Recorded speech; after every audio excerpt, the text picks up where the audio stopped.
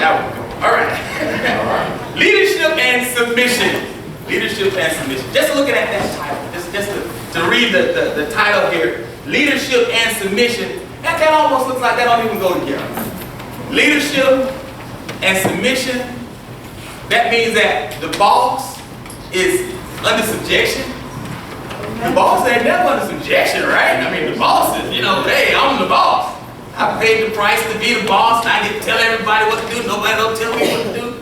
That type of thing, right? That don't even seem like, you ever see many bosses that are submissive?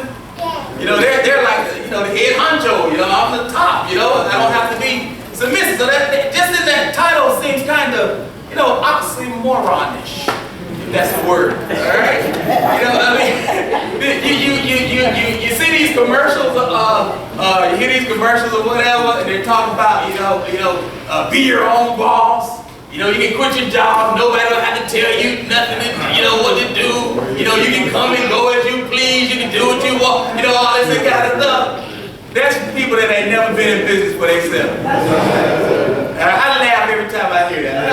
That just cracks me up. Man, you gonna be your own boss, you ain't gonna have to answer to nobody. When you become your own boss, you get more people telling you what to do. When you own your own business, you get more bosses telling you where to go and come over here, demanding this of you, demanding that of you. No, it's not like the commercials say. It's not like the commercials say. You don't get to be on the beach and drinking, fancy, drinks or whatever. It ain't all that, All right, until you grow it to that, it can work up to that. Yeah. But when you first start, oh no, it don't happen like that. And that's kind of how it is in our lesson today. That Israel is just getting started out with this king thing and everything. So they're having to work up to some things. Leadership and submission is like I said, it almost doesn't go together. People get a strange idea when it comes to the boss and submissiveness. And there's a story described in our book. I don't know if it's in your books or not, but of this successful businessman, really successful businessman, and he had a daughter. She grew up around the business. She grew up involved in the business all of her life and everything. And she went to school and got her education and all. And then after her school and then college and all this training and everything, she came back and she was going, everybody was, all excited. Hey, after dad moves on, she's going to take over the business. But the girl got there and made such a mess of things. She wouldn't listen to nobody. Nobody would tell her nothing. They're trying to explain some intricacies of the business. And she's just cutting them off. I done been to school. They done taught me this and all that. Do you realize what they teach you in school is one thing, but when you hit real life, it's a little different. So you gotta kind of listen to somebody, but not this girl. She wouldn't. So some of the key people, they get frustrated. They're starting to resign. They're starting to, hey, this is how it's going to be. If this is what's going to be after you leave, I'm out of here. So some of the key people start to leave. Yes. So the dad had a tough decision to make. He had a real tough decision. Y'all know what the decision was, right? He had a tough decision to make. And he made the right decision. He fired his daughter. He fired his daughter. You know why? For the betterment of the company. It would be better to, baby, you gotta go, I'm sorry, than to have the whole corporation fall down. Alright? So that's what happens. Sometimes you have to make some tough decisions. Alright? Oh my goodness. Now, I got a question. I always have to ask a question because I need to know which way to, because see, there's so many different avenues we can go down to approach this subject here, and depending on how you respond, I know which one to take. Alright? So my question is, why do some people struggle with leadership and submission and others don't? Some people struggle with it. Some people struggle with the leadership and submission. Those two being together. And other people have no problem with it. The question is why? Yes. Pride. Pride. Okay, so the person that does not want to submit has the pride. Amen. Amen. Okay, all right. Okay, yes. I think it's what they've been through. Okay. Some leaders have gone through, they've been from the bottom. Mhm, Some have experienced a lot. Okay. We have more empathy for the ones that under the hand of this. Okay, so in that case, that person would have no problem submitting. Right, because they understand. They understand. Okay, so from their past experience, what they've been through, all right, they understand what needs to go on, what happens, the intricacies, what's that. Okay, all right, okay, so that person wouldn't have any problem. Anybody else? Why would some people have a problem with submission? Why? So why do some people don't have a problem with submission? Come on now. Yes. Stubborn. Oh, we're going to deal with that one. Mark, put a pin right there. We're going to deal with that stubborn one. Yes. Oh, wow. Somebody, look, I saw some hands. Yes. Like they don't believe in the leader? Okay, they don't believe in the leader, so they won't submit. Right. Stubborn. Won't submit. All right. Okay. All right. They got pride. They won't submit. Yes. Yes, sir. Come on, help me out. Well, two of them. Okay. Said, Okay. Real quick. one reason why they don't want to submit is because they, I'm trying to find a word for it. It's like being rebellious somewhere. Oh, yeah, okay. Rebellious, stubborn. That's in the same vein. And the opposite is by their will is because they're humble themselves. Oh, wow. Boy, that's a whole different coin. That's not the same coin, a different side. That's another coin. All right, humbleness. All right. Anybody else? So we got stubborn, rebellious. All right. Why they want? Yes. The one that is humble and don't have a problem with, have respect for the leader. Oh, they have respect. Yeah. Oh, wow. So if they have respect for the leader, they'll submit. But if they don't have respect, they won't submit to leadership. All right. Anybody else? I don't want to leave anybody. Yes, ma'am. Come on. Maybe they don't see the big picture Oh. of the situation. Okay, all right. Sometimes the ones that are supposed to be submit don't see the big picture that the leader sees. Oh, good one. Anybody else? Come on, brothers, help me out. Yes, sir. Somebody who doesn't submit probably hasn't suffered consequences of being unsubmitted. So there's some consequences associated with not submitting. Okay, all right. Nobody likes those consequences. Oh man. So this is the thing. This is the thing here. That, you know, leadership is seen in a very positive light. All right, leadership. All right, because everybody, you know, you teach your kids to be leaders. Don't be followers, right? I mean, that's what they teach. You know, I want you to be the leader. All right. The scripture even says, be the head, not the tail, right? Okay, so be the leader, right? Okay, that's nothing wrong with that. That's great. All right. But when it comes to submission, all right, there's a problem there. That's always seen in a negative light. That's usually always, ooh, I feel the vein being hit right now. All right, when you say, especially when you come to church, if you say submission, the defenses go up. Because it strikes a nerve, and it strikes a nerve real close to some stuff that we really love. Our freedom, all right, our individuality. All right, if I submit, nobody gonna know who I am.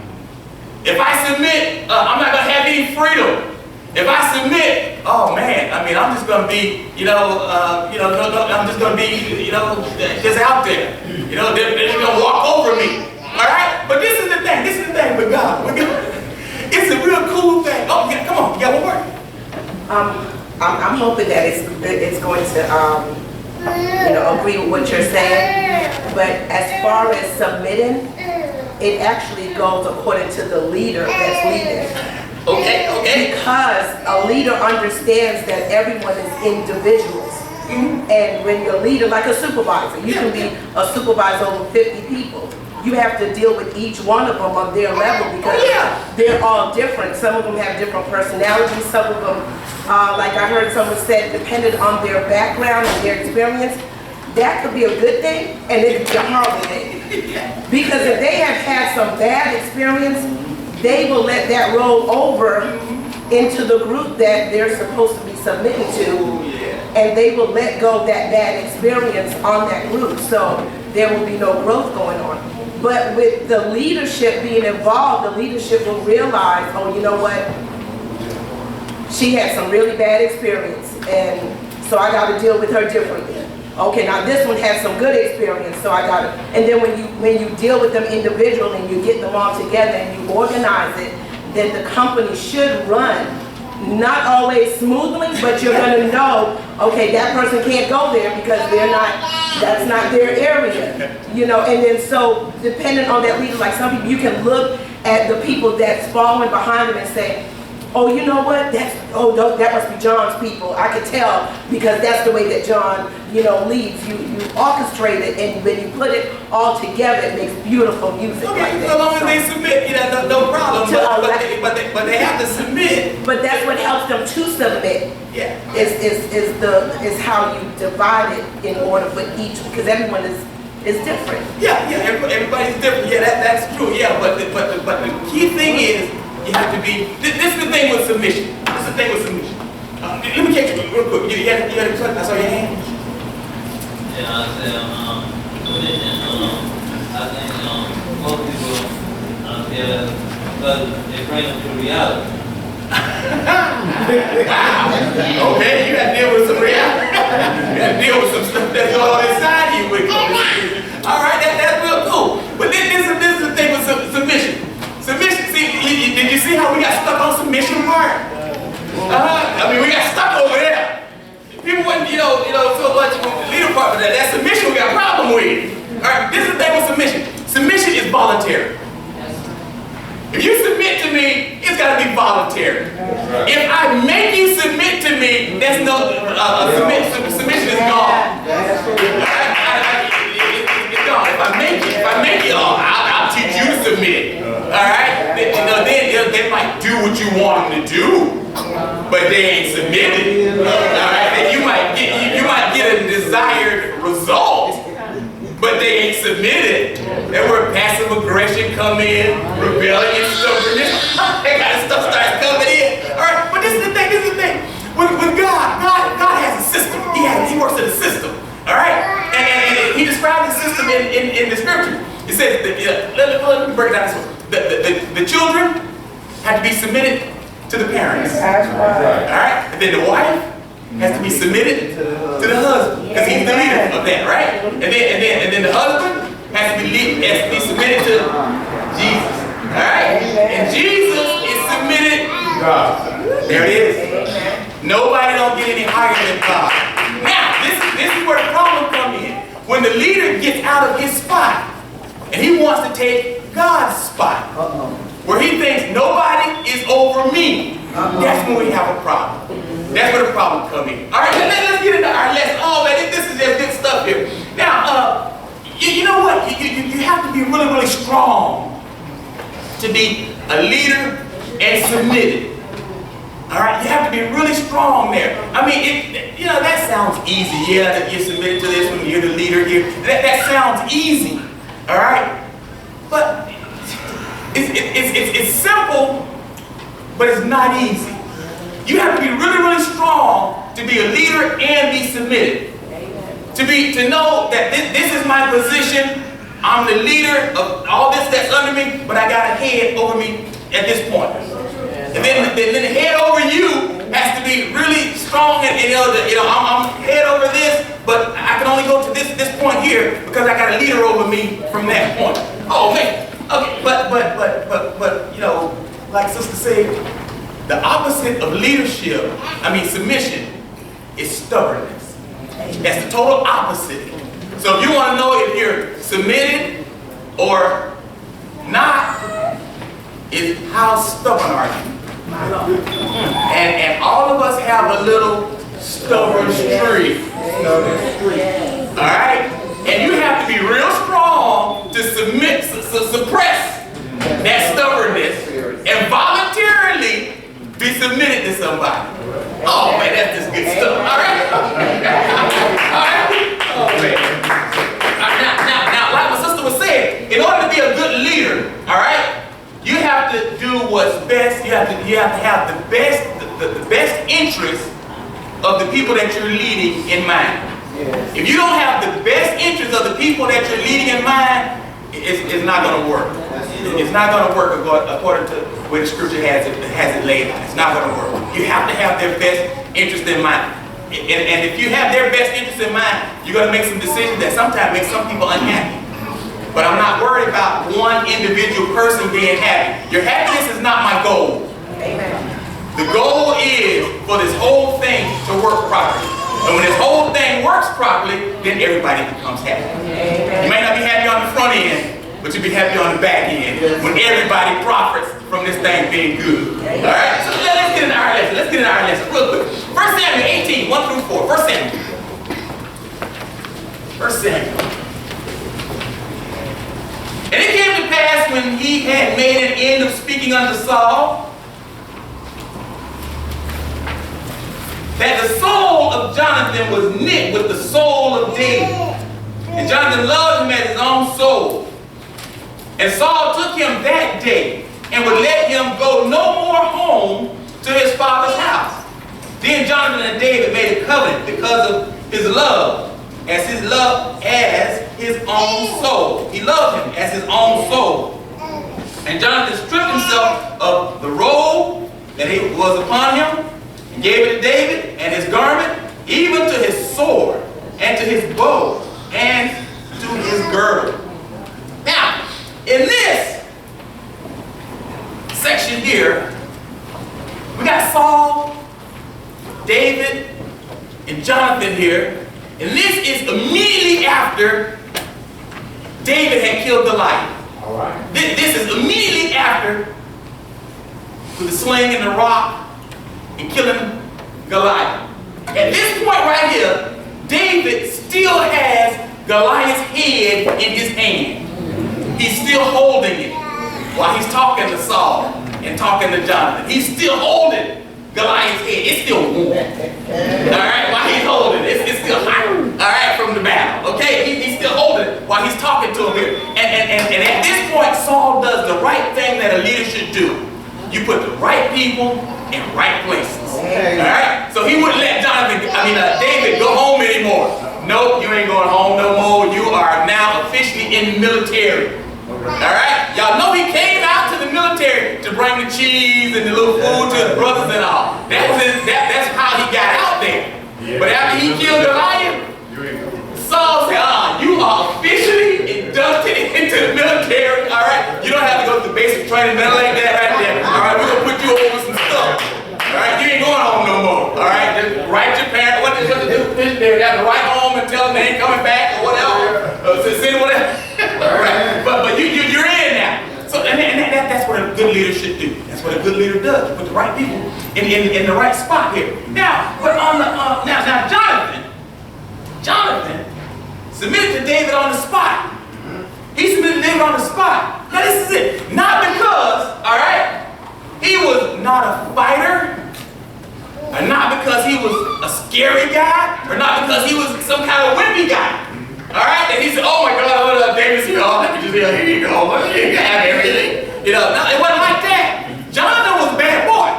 Jonathan wasn't no joke.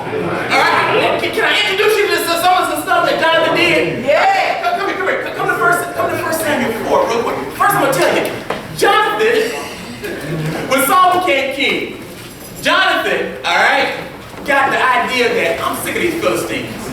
I don't care nothing about these Philistines. All right? So we the people of God, the Philistines are not supposed to be over us. That was Jonathan's idea. That was what was in his head. All right? So Jonathan goes down to the garrison. All right? The scripture calls it a garrison. It is actually the military base of the Philistines. He goes down to their military base and attacks them. And not only do he attack them, he whip them. Him and his armor bearer goes down there to the military base of the Philistines and beat them. Ooh, and they got mad.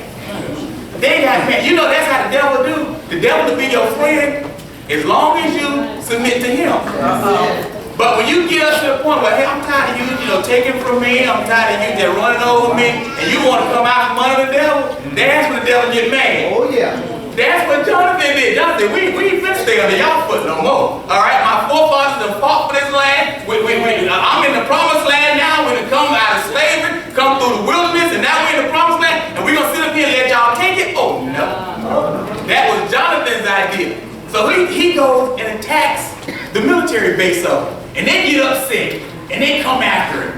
All right, and when they come after him, they assemble a huge army. They hire in some army people to come after them, all right? And they come after them, all right? Let's pick the story up right there. Come on, 1 Samuel 14:6.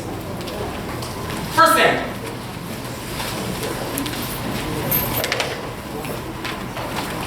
I just want to show you who's doing the submitting here. 1 Samuel 14:6, it says, and Jonathan said to the young man that bare his armor, come, let us go over the garrison of these uncircumcised. It may be that the Lord will work for us, for there is no restraint on the Lord to save by many or by few. Jonathan trusted God. Jonathan was a guy that really trusted God, had a relationship with God, all right? And he really thought that the Lord would bring him out. And so, I tell you, this is the second time that he's about to attack their military base. He attacked it before, got them all mad. They come and assemble themselves, all right, go to war against them. They set up a command post. This knucklehead, Jonathan, he's going to go and attack the mobile military base now. Oh my goodness, him and his armor bearer. I mean, it would be like taking a couple brothers here. I don't know, you got Gerard and Roddy Todd, or they get upset over something Donald Trump said. They're upset with his policies. So, that's easy to do. And they go and attack the military base. Y'all got one down there in Homestead, right? What's the Turkey Point, something or other? And them Homestead, Navy base, whatever it is, whatever the base is y'all got, them two brothers get upset about it. And they go down there and just work in the front of the gate and just whip up on everybody. The two of them. Just whip up on all of them. I mean, and they come back driving the general's car, and Gerard, he comes back on one of those Hummers, and everything. It'd be kind of like that. That would be today's version of it. So, and there was, let's start at the 12th verse now. Come to the 12th verse. Pick up. So they decide they're gonna go attack the military base here. And the men of the garrison answered Jonathan. So he went down there talking to them. We come down, we're going to get y'all. Right? And the men of the garrison at the military base, right at the front gate, Jonathan and his armor bearer, and said, come up to us. Come on. And we will show you a thing. You come up here, we're going to show you something, Jonathan. And Jonathan said unto his armor bearer, come up after me, for the Lord has delivered them into the hands of Israel. Did you see how Jonathan spoke here? He didn't say that the Lord had delivered them into my hands. He said the Lord had delivered them into the hands of Israel. All right, Jonathan wasn't no joke. He had like y'all say, he had some skills. All right. And Jonathan climbed up on his hands and his feet, and his armor bearer after him, and they fell before Jonathan, and his armor bearer slew after him. So Jonathan came in there fighting. I mean, Jonathan was fighting. He was going on. Jonathan was knocking him down. All right? And his armor bearer came by and finished him off. He slew. I don't know which one. I don't know AJ went in first, or Gerard went in first, beat them up. Then the other one come by, just take him out. All right? So then, and then, but check this out. Y'all would think they run around in the office behind desks and everything, right? 14th verse. And that first slaughter with Jonathan and his armor bearer, which they made, was about 20 men. He killed 20 of them right off the bat when they first came in. Within, as it were, a half acre of land, which a yoke of oxen might plow. They did this out in the open. In a half acre of ground, a half acre of land. They wasn't behind the desk, they wasn't ducking around the building and that. Them brothers went out in the middle of the come right on out here. And whipped them and had nothing to duck behind. They had to jump over the, how you see in the movie, they jump over the table, they shoot through the wall and all that kind of stuff. It wasn't none of that. These fellas were out in the wide open. Just like an ox would plow. Yeah. You know the ox don't plow around no ditch. No, we don't. The ox don't even plow around no tree. No, we don't. It ain't even no trees out there. It ain't nothing. It's a wide open field. That's what these fellas whipped up on them at, all right? So and these brothers got it. They done whipped them good. And there was a trembling in the host. These brothers got out there, start fighting. The rest of the army got scared and started trembling, all right? In the field. They was out there trembling in the field. And among all the people, the garrison, all right? The garrison, the military base, they was trembling. And the spoilers, they was trembling. See, this is the thing. The Philistines thought they were going to come down there and whip up on Israel so bad, so they even brought in a company to pick up the spoils. They weren't going to do it, all right? They weren't going to pick up the spoils. We're going to be fighting so, we're going to be tearing them up so, we're going to be killing them so, we're going to have all y'all pick up all the goodies off of them. We're going to kill them, y'all pick their pockets. All right, y'all take their wallet, y'all take their credit card, y'all going down to, you know, that type of thing. They hired people to do this. They hired spoilers. Oh my goodness, all right? they also trembled, and the earth quaked, so it was very great trembling. Jonathan and his armor bearer was tearing him up down there. Oh, I'm sorry, I didn't tell y'all how big this army was, did I? Flip back to the last chapter, 13. Come to the 5th verse. Let's see how big this army was they're fighting against. Yeah, I didn't tell you that. I should have told you. I didn't tell you how big this army was. 13 and 5. All right? Look one chapter back. And the Philistines gathered themselves together to fight with Israel. 30,000 chariots, 6,000 horsemen, and people as the sand which is on the seashore is in multitude. And they came up and pitched in Michmash, eastward of Bethel. Yeah. That's how big this army was. These two fellows went up against. That's all right. Jonathan and his armor bearer. That's not it. Come back over here. 16. Oh my goodness. Y'all gotta see this. Y'all gotta see this. This is the cool part. This is the cool part. And the watchman, now, Jonathan and his armor bearer is out here fighting. They're whipping up on these guys out in the open field. The rest of the army is trembling. All right? They're scared. The spoilers trembling. All right? And Saul and his men are back over on their side, and they're watching this thing. I don't know if they have binoculars or telescope, looking glass, whatever. But they're watching this thing. All right? And the watchmen of Saul in Gibeah of Benjamin looked, and behold, the multitude melted away. These fellas are whipping up on these guys until it looks like that big old sea sand army that's out there. They're melting. You ever see in the stadium how they do the wave? You know, they get the wave. Y'all, you try it up here. Y'all get the wave.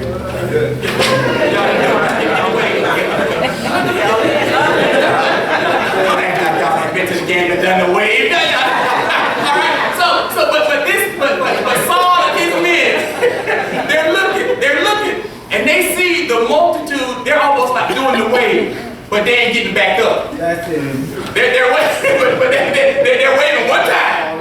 All right, they're melting away. This whole big old army out there. Could you imagine the army that come after AJ and Gerard for messing up that military base down there? All right, and they're all encamped. They're all up down to 95, all up and down Pembroke Road here, all over down to 441, all over in the parking lot of Home Depot over here. All right, and all of us in the church here look, oh Lord, what the boys have done. And then we look out there and you just see them fall, just fall, all down to Pembroke Road, just fall. And then we all run out there and pick their pockets.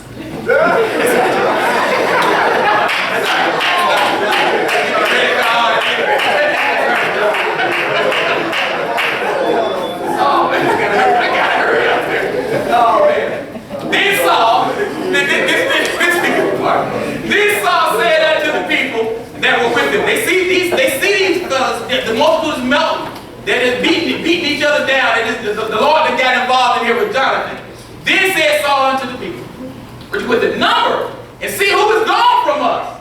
And when they had numbered, behold, Jonathan and his armor bearer, they weren't there. That's what was causing the whole big old confusion out there. AJ and Gerard and messed up everything. Everything I had to tell. Now this is something. Now, Jonathan, I just brought that in to let you know that Jonathan was not no wimpy guy. All right, he was a man of war. He was a fighter. All right, but when Goliath came and was shouting for 40 days, where was Jonathan then? He had enough faith to take him here. He had enough faith to take him to attack the garrison. And the Lord got involved with them. And then the army turned on themselves and started melting away. All right, that was the Lord dealing with it. But he didn't have enough faith to go out there up against Goliath. All right? And then when David did go up against Goliath, and he saw that, immediately he surrenders, submits to David, all right, and starts giving, because he knew, I can take this kingdom a certain place. Yeah. But this guy here, he can take him even further. Amen. Who was next in line to be king after Saul? Who had the most to lose? Jonathan did. So Jonathan was actually the leader. Yes, sir. Yes, sir. Get your piece of this, brother. Yes, sir. He was the leader that submitted himself. All right. I can take this.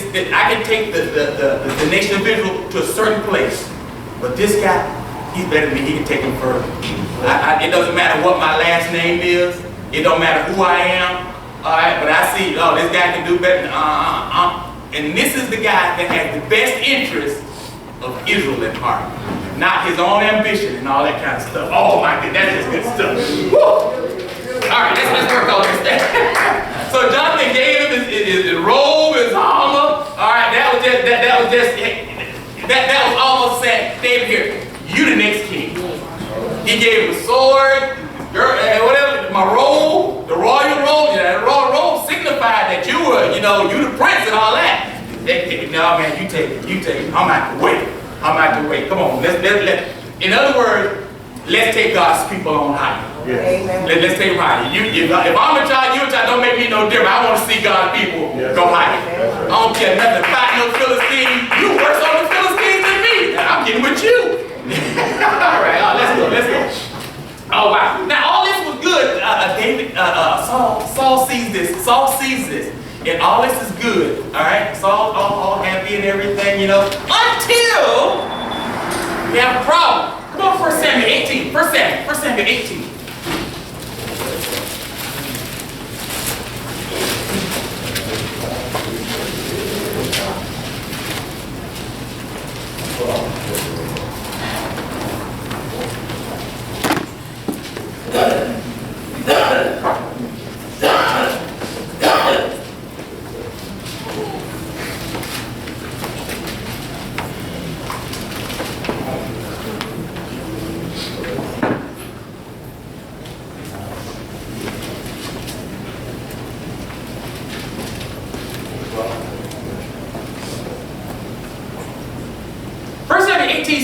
Look at this. Look at what this said. First that Saul was cool until this happened.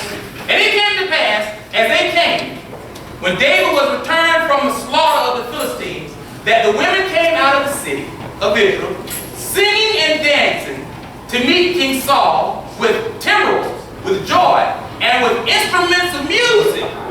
And the women answered one another as they played. And Saul, as they played, and said, Saul had slain his 1,000, and David his 10,000. And Saul was very wroth, and said, displeased him. And he said, they have ascribed unto David 10,000, and to me they have ascribed but 1,000. And what can he have more but the kingdom? And Saul eyed David from that day forward.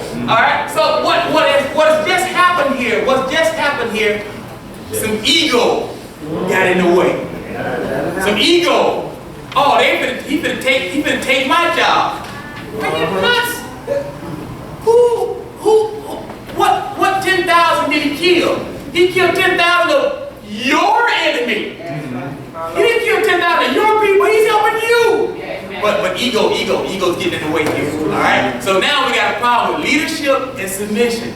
All right. Leadership and submission is starting to break down. Cause you got to be real tough. I told you, you got to be tough to do this thing. You got to be tough to maintain this leadership and submission thing. You got to be tough here. And that wasn't going on. So so Saul did not equip David to do his job, but Jonathan did.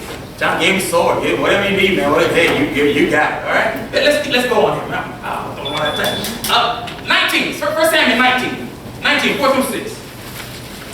And Jonathan spake good of David unto Saul, his father, and said unto him, let not the king sin against his servant, against David, because he has not sinned against thee, and because his works have been to thee word very good.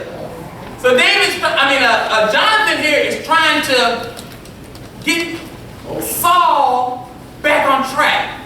Look at the big picture here, man. What David did was good. It was good towards you. He's good to everybody. All right? For he did put his life in his hand and slew the Philistine when you couldn't find nobody else to do it. You should have went out there and fought him, but you didn't. You was looking for somebody. You trying to bribe people to go. I'll make your family free. I'll give you my daughter. I'll give you some ring. You was trying to bribe people to go out there and fight Goliath. None of it worked. Nobody will go. All right? But then David comes up, no bribe or nothing. He goes out there, I come against you in the name of the Lord. All you got is a sword and a spear. That's all you got. Man, I got the name. Oh, I got the name of the Lord. I got God behind me. You gonna fight against God?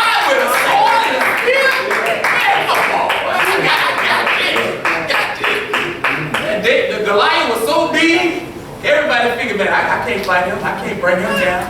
David looked at Goliath, man, he's so big, shoot, I can't miss. That Bill, I gotta miss that. Bill Johnson can't miss him. All right. Can't miss that Bill. All right. Remember, but he did put his life in his hand and slew the Philistine. And the Lord brought a great salvation for all Israel. He didn't do this for himself. He's helping all of Israel here. Alright? Thou sawest it, you saw it, and didst rejoice. You were happy. You enjoyed that. Wherefore then wilt thou sin against innocent blood to slay David without a cause? And Saul hearkened unto the voice of Jonathan, and Saul sware, as the Lord liveth, he shall not be slain. Now, when you are unsubmitted and out of the will of God, the last thing you want is somebody telling you that you are unsubmitted and out of the will of God. That's the last thing you want to hear. And when they do come at you, you will tell them anything to get them out your face. That's exactly what happened here. Dad, David done a good thing for all of Israel. Dad, David has helped out you tremendously. And he, in his heart. Okay, all right, okay, I ain't gonna kill him. That's to get done, get out of your face. All right, this is what was really now, but see, this is the thing. You can't be a phony forever. Your phoniness do crack. All right, when you're phony, it do crack. But you be a phony for so long, but a certain situation you get there, you can't hold it. The real come out. I mean, they say your true colors. Your true colors come out. The right situation hit. Boy, your true colors come out. All right? Let's see his true colors come out. 1 Samuel 19. 1 Samuel 19.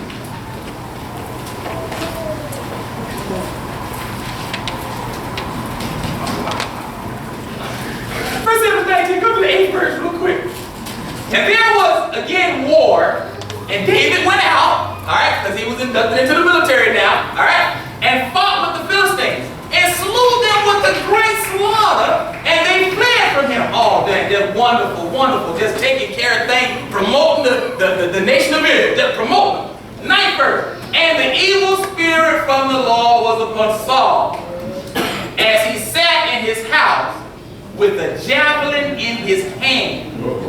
And David played with his hand. So this check David out. David, ferocious warrior, goes out, slaughters the Philistine. But the brother's so cool, he come in and Oh, come on, man. Come on, Deacon. I mean, he goes out and goes to battle. All right, slays the enemy.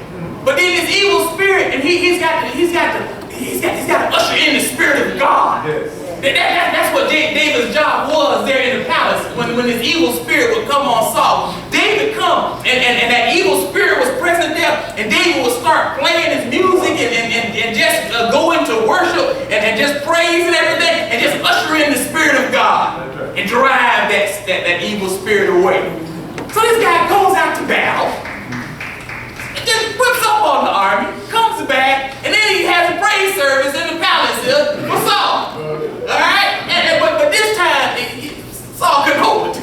Saul couldn't hold it this time. Alright?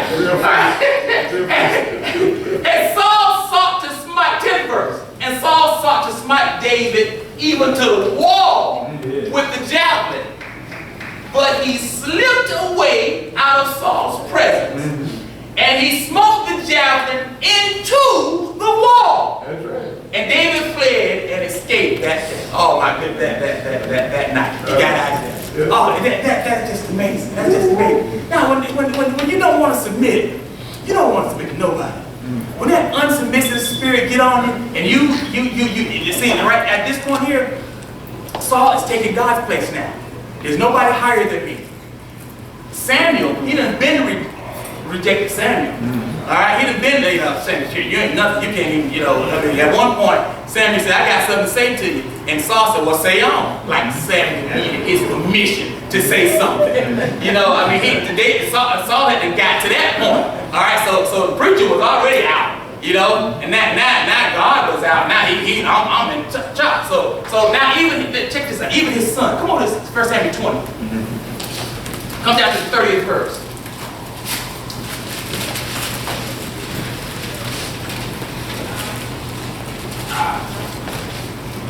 Then Saul's anger was kindled against Jonathan. Now they got mad at his son. All right, because his son has submitted. Don't you know that makes people upset?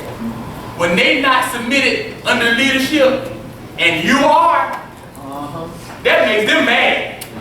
Because they ain't doing right. They want to see you not do right too.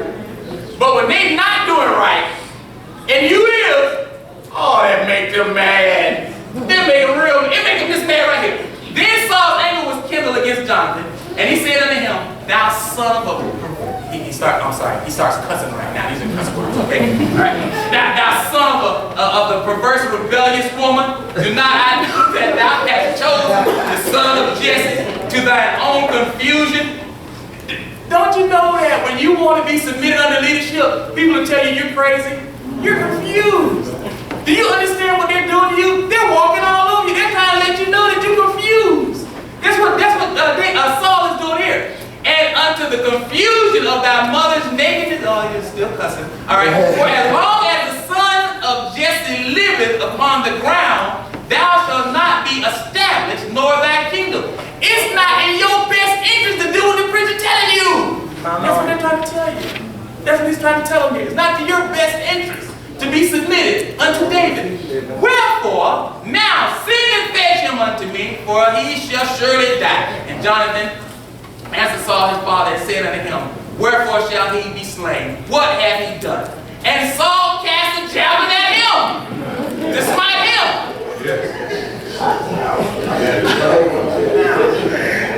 Now this is what gets me here. I don't know this part here. This is what gets me here in this whole scripture. Whereby, you see this? Whereby Jonathan knew that it was determined for his father to slay David. It took all of that for Jonathan to realize your daddy gonna kill David. it took it to get to that point. Sure. When you submit under leadership, you be just so hopeful that everybody else will fall in line. You're just so hopeful, man. Because when you really understand leadership and submission, you get it, and you figure everybody else has got to get it. Y'all, you got to see what a benefit this is. You got to see what a benefit this is, and you're just so hopeful that everybody, man, come on, just get in line, y'all. Come on, you messed up my blessing because you're not in line. Come on, get in line. It's better for all of us. You're just thinking they're gonna get it.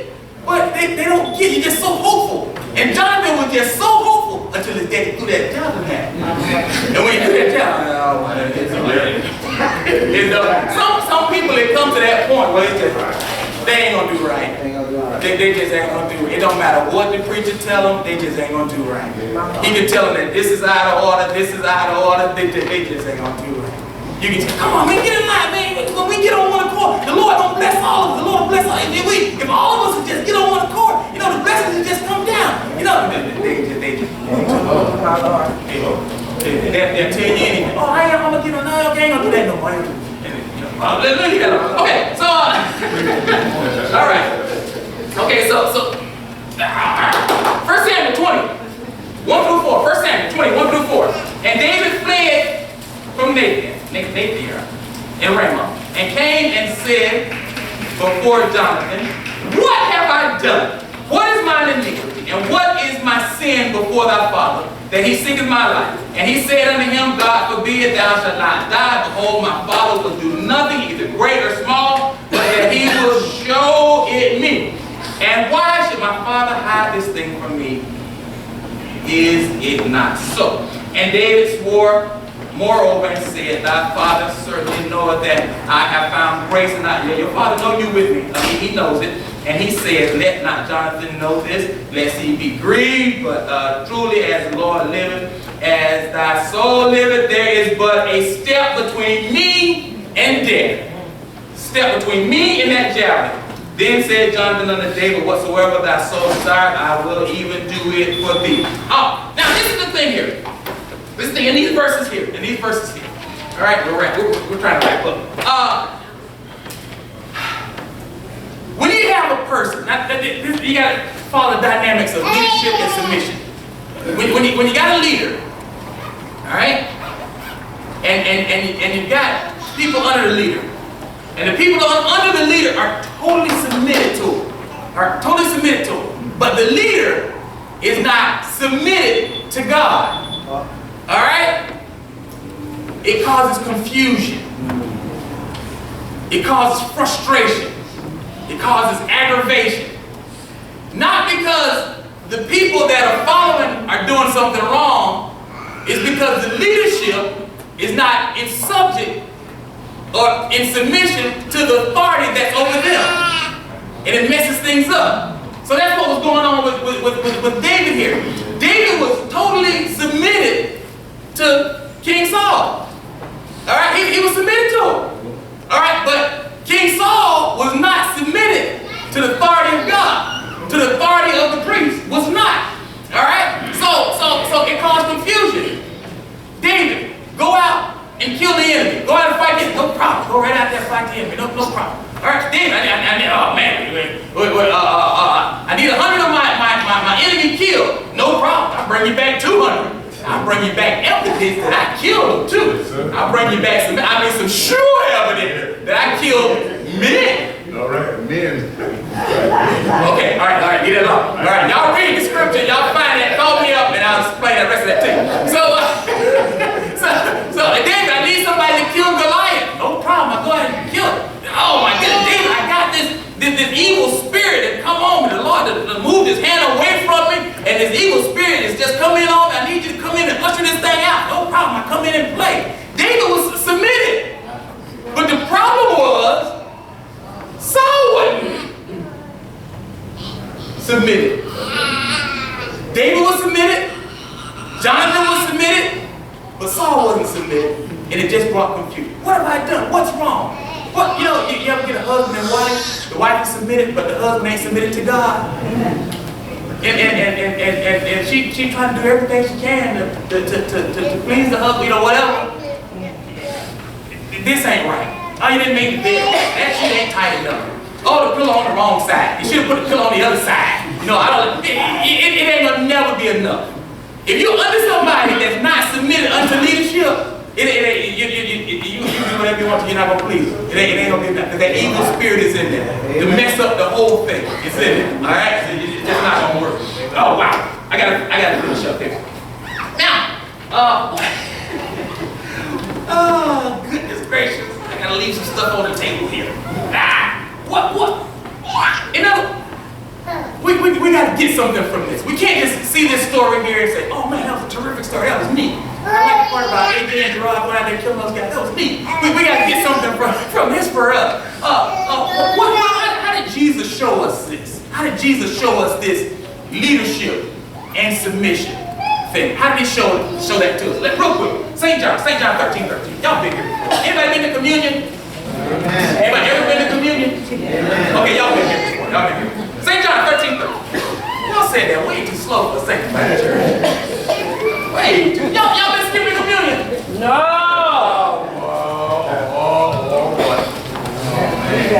Man. Okay, if y'all been skipping communion, this might be new to y'all right here. St. John 13:13. This might be new. St. John 13:13. This is how Jesus breaks this down. I had some more examples, but I ain't got time to get to it. This is how Jesus breaks this down for us. It says, 13:13 says, ye call me Master and Lord, and ye say well, for so I am. You say I'm the Master and I'm the Lord. You say I'm the top, I'm the head, I'm in charge of this thing, and you're correct. I am. I'm the boss. I am. You say I am. All right. All right. 14. If I then, your Lord and Master, have washed your feet, ye also ought to wash one another's feet. Right. Leadership and submission. He's showing right here. I'm the Lord and I'm the Master. I'm the top dog. Head honcho. I'm in charge here. All right, ain't nobody doing no miracles around here like me. All right, I'm the guy. All right, 5,000 feet, I got you. 4,000 feet, I got you with leftovers. Hallelujah. All right, I'm the man. All right, blind eyes, got you too. All right, land hill, lunatic, I can handle that. All right, okay, I'm the man. All right, but this is the thing. Now he's showing that he's a leader. All right, but he's showing that he's a leader by example. Oh, he's a real good leader. See what I did? See how I did this? You do it just like this. Leader by example. Next thing. Now, that same guy, same leader, same Lord and Master. Come on, St. Luke 22.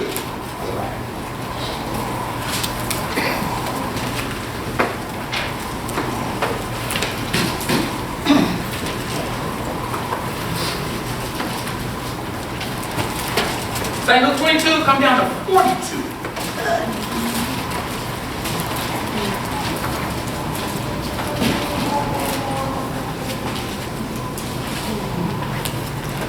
St. Luke 22:42, it says, say, now this is Jesus, say, Father, if thou be willing, remove this cup from me. Wait a minute now.